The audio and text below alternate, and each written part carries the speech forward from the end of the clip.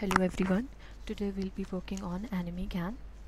Anime GAN, it transfers any normal image to animation images, and the technology that is used behind this is the GAN and the PyTorch.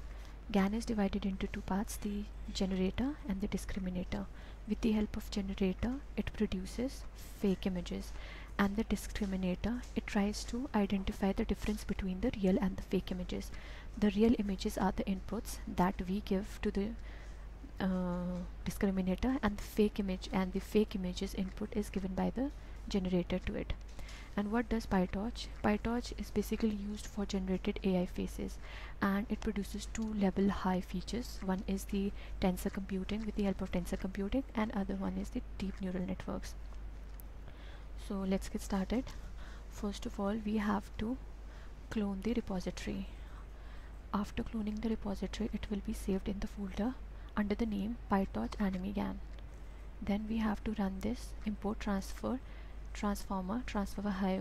Actually, this is a filter that they named after a Japanese director. His name is Hayo, and it is a filter, and it can be downloaded from here. And two other filters are also available.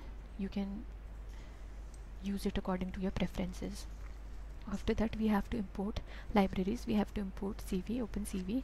We have to import random, matplotlib for plotting, operating system, numpy, and utils for read image and resizing of the image. And then we have to the source URL. We have to give the source URL of our image. And note that the source URL should be in two formats, either JPG or PNG. It takes only two formats. And it is a Korean actress. I've given this input. It's my custom image, and here's the output. It is an animated image of this Korean actress.